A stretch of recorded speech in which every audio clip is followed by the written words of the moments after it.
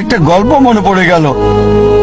এক সময় একজন ফেরেশতা এসে এক লোককে বলল, আমি তোমার উপর খুশি, তুমি যা চাইবে আমি তোমাকে তাই দেব, তবে একটা শর্ত, যা তুমি চাইবে আমি তোমাকে সব দেব, তবে তোমার প্রতিবেশীকে দেব তার দ্বিগুণ। লোকটা বলল, একটা রোলেক্স ঘড়ি আমার চাই। ফেরেশতা তাকে রোলেক্স ঘড়ি দিয়ে দিল। প্রতিবেশী দুটো রোলেক্স ঘড়ি পেল। লোকটি বলল, একটা মার্সিডিজ গাড়ি আমার চাই।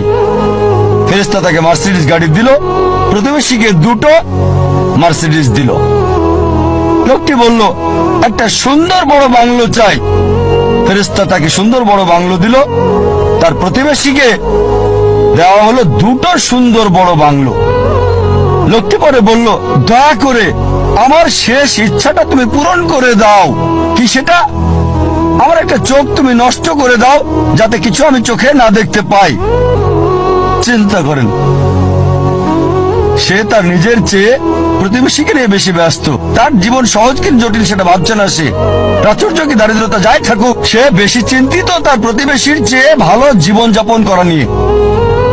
এ কারণেই সে ফেরেশতাকে বলল, আমার একটা চোখ নষ্ট করে দাও, যাতে প্রতিবেশীর দুটো চোখই নষ্ট হয়ে যায়। এভাবে আমরা প্রতিবেশী কেন্দ্রিক। নিজে সুখী কিনা ভাবছে না, দেখতে পারবে কিনা সেটা ব্যাপার না।